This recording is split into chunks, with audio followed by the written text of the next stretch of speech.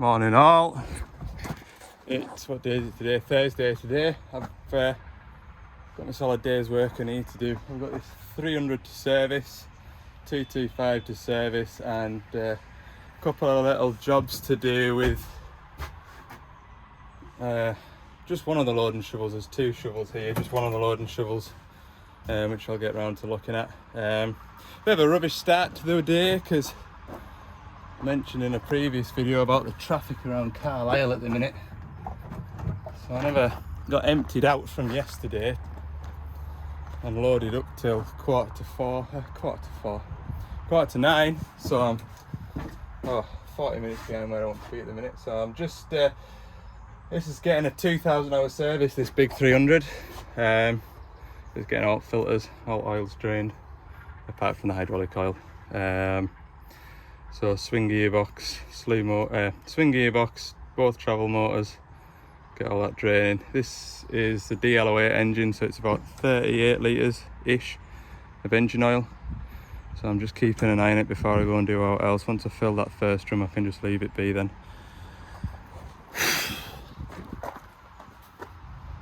Grand.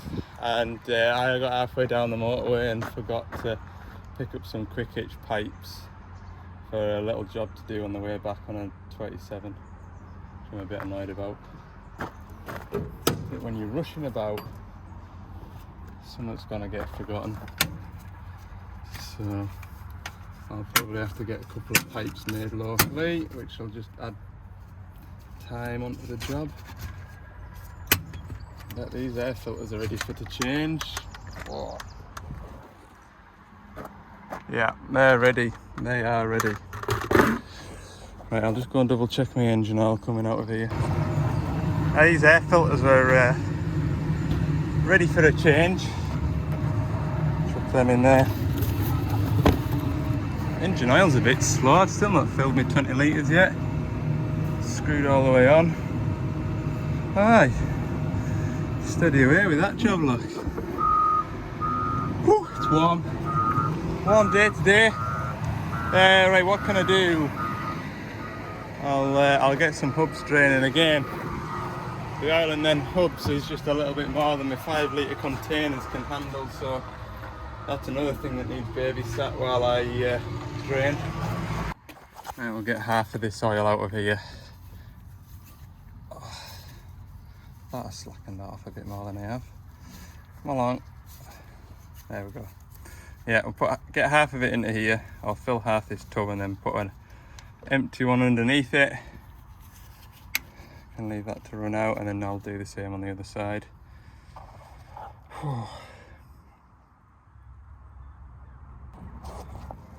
Said it before and I'll say it again. Absolutely. Just filters where they're at, brilliant. Absolutely spot on. Everything's just handy to get to. So we'll change this engine oil filter first. Already loosened it. Do the pilot filter, 2 fuel filters, return filter, a couple of cab filters will be done in no time. So I'm going to do the pilot filter. I don't know if I've mentioned this before, but just in case. When you take that pilot filter off, you can get a lot of oil running. To reduce the amount of oil, let the air out the tank, and it just, although I've got a drum under there, it just reduces the mess. It's easy done. The hydraulic tanks on these run at around half a bar of pressure. There's a relief valve in this cap that's designed to blow off at about half a bar. And that just helps oil flow get to the pump. Right, 24mm spanner, crack that off, run it off and swap the filter. Right, that's all my filters replaced in here. Just need to prime the fuel filters up. Take a couple of minutes pressing that button and then do the return filter, a couple of cab filters. That's all the filters I've got left. I'll get that, what's it called, slew gearbox draining in a second or two. Now I've got a funnel spare. Slew's draining. I don't often show the slew draining, do I? Slew's draining. I'm just going to jump upstairs here and do this return filter. I think because it's like nearly 40 litres of engine oil, I'll fire up the Milwaukee transfer pump, get that set off, and while that's filling that, I'll fill the final drives with oil by hand, and then change the cab filters, and hopefully by then all the slew oil's drained out. Good, I've got, it's still there, that shovel there. Got that one too. What do I need to do with that one? Cab doors not shutting properly, and it's got an intermittent transmission temperature light on it. We're going to have a look at that too. Engine oil going in. And get the gear pump out. Get the gear oil in. It's so hot. I'm absolutely soaking. Oh, I tell you what, I'll be glad of that cold water in that fridge. Engine oil is in. Just got to do the swing gearbox and 2 cab filters. Done the gearbox oils for the final drives there. All done. Just start pumping this really slowly because it doesn't take much before it runs back out the filler neck. This will be me now for the next 10 minutes. No point using the Milwaukee pump for this job because I'll probably do more damage to the pump than I will, you know, restricting the flow so it's just trickling out. And I need to keep an eye on it because it only takes 3 pumps of that and you're over full, so just keep a close eye on it. And finally, before I had my lunch, a couple of cab filters. And that's the inside one. This is the outside one. Ready for a change. Sorry, not looking what I'm doing. Goodness me. Oh, I'm ready for something to eat now. And I've just had that realisation as well that I have left my works phone in the van without my Bluetooth switched on. And just thought, it's quiet today. Rather pleasant this. Now I'll probably have half a dozen missed calls to catch up on while I sit and have my sandwiches. The joys. Right, I can't open this bag without my other hand, so I'll buy this cab filter in and we'll kindle it up after. Hang on. Right, that's that machine serviced. All lights are reset. We'll go and get the 225 up here now, or I'll maybe go to it. I can't decide at the minute. Right, he's going to get some AdBlue and I'll go and fetch this 20-ton rough service, packing up and then unpacking again 2 minutes later.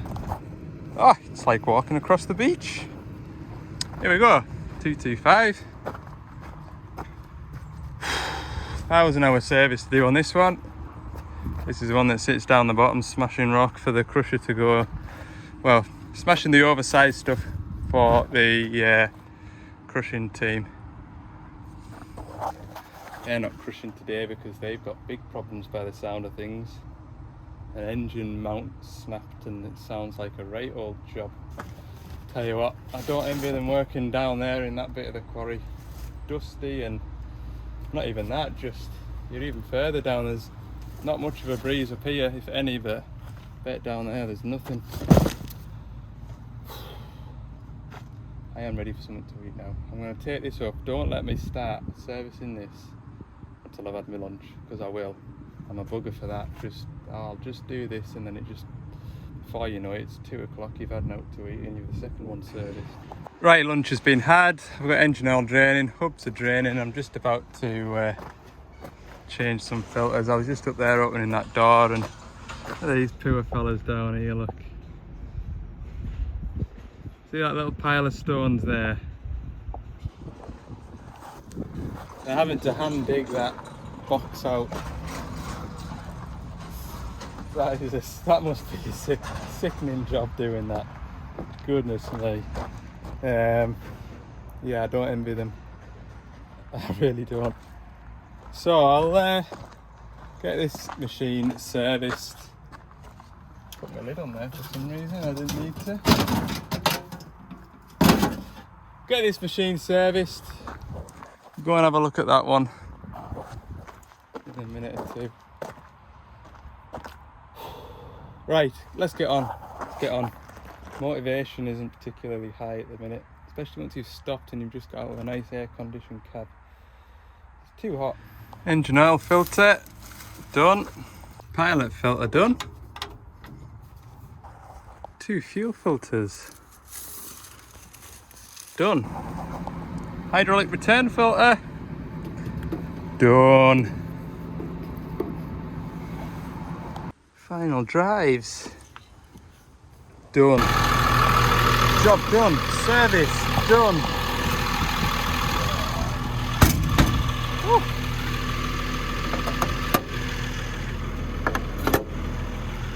Alright, we'll go and look at that all last now.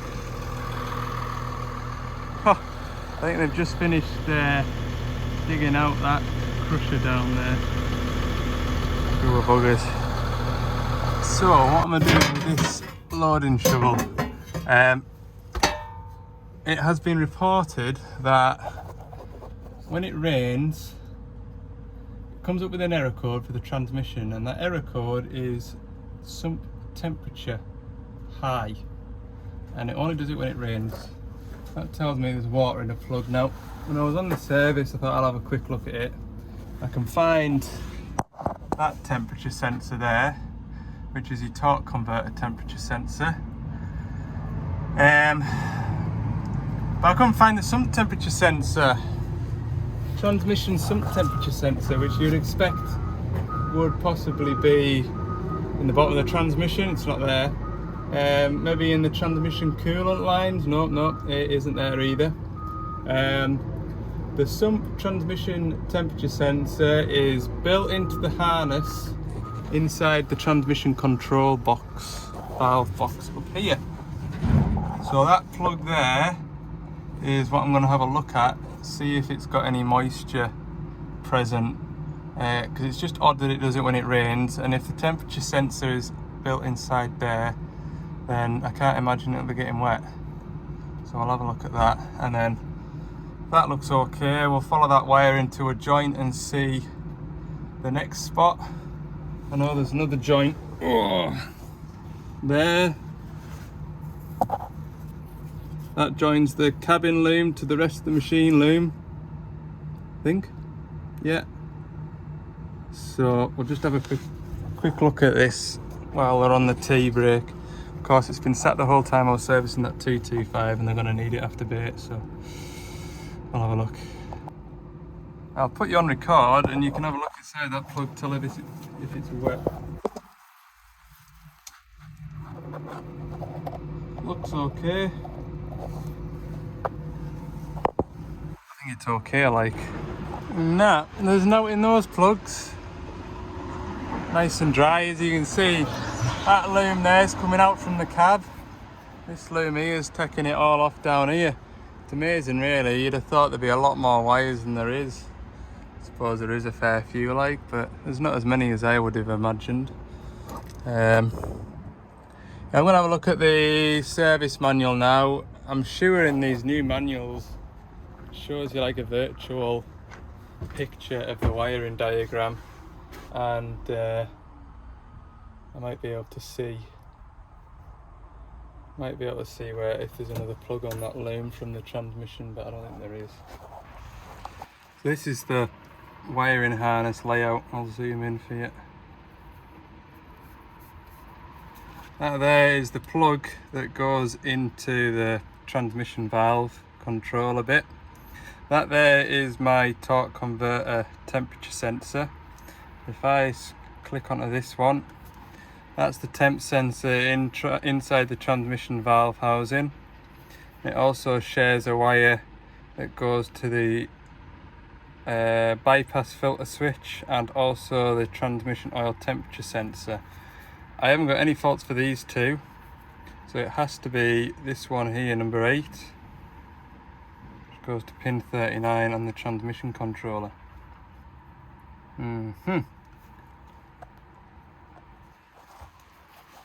However,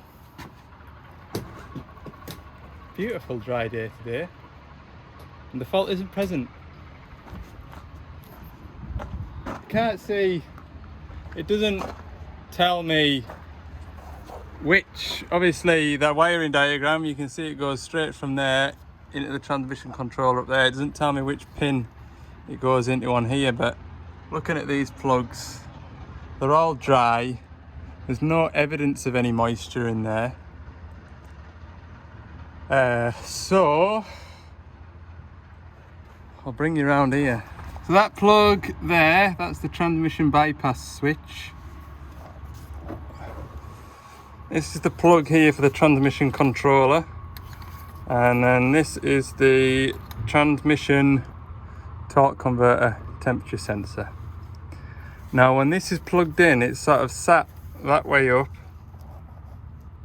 Hold it up there where the sunlight doesn't get you. Try and get my hand in. And then the wiring's kind of set up like that, with that like that. So what I'm going to try is wrapping this all up with tape. You can see I've cut into the loom here just to see if there's any moisture. Sometimes you might get a bit of condensation left in there even if it's dry, but it's bone dry. And like you say, that loom there comes down here. Down there you can see it coming down here. That's it there. Loops down and onto this big loom here, which is just inside the chassis here. So between there and all the way over there, there's no plugs. Yeah, that's what I'm going to try. I'm going to try and tape all it up as watertight looking as possible. I mean, I can't even imagine much rain would get in here. There's a slight bit there, but the transmission controllers are way over there, right underneath there, on top of the transmission, which will be a steady 60 degrees all day while it's working. I don't know, like, just don't know. Maybe it is a bad temp sensor, in which case I've got that controller in there to take off, and that won't be fun. Let me tell you, that will not be fun. God knows how you get that off. And you need to keep it immaculate. And I mean immaculate. When I say immaculate, I mean like laboratory clean. There's tiny little parts in there, and a little bit of grit could cause a lot of trouble. So that's what I'm going to do. I'm going to take that plug up so it looks really, really watertight, and let them have it back. I don't want it to rain while I'm on holiday, because I'm holidaying in the UK, so I don't want any rain. But when I get back from holiday, a nice big downpour, and we'll know if we've found a solution. Right, I've started the van. Get that cooling down in there. I'll take this for a little run down the quarry. Just make sure I haven't bent a pin putting a plug back together, and I'm going to get loads of error codes. Maybe find a big puddle to drive backwards and forwards through. So, this may be something irrelevant to most viewers, but if you're ever on a 420-7 or a -5 that's got the electric steering, there's 3 ways in which you can change forward and reverse. You've got forward reverse on the electric steering here, forward reverse on the column, and there's also forward reverse on the back of here.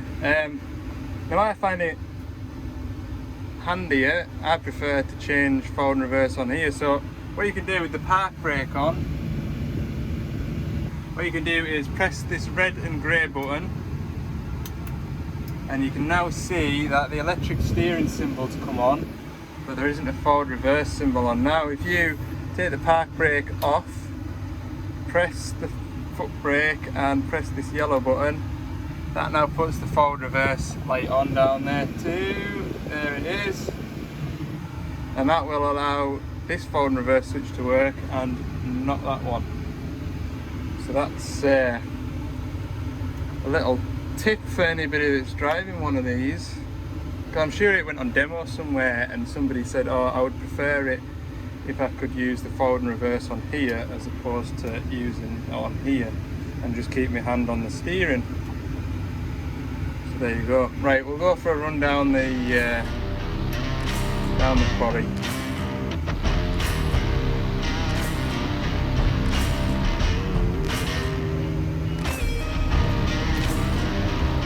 Oh, it's rough.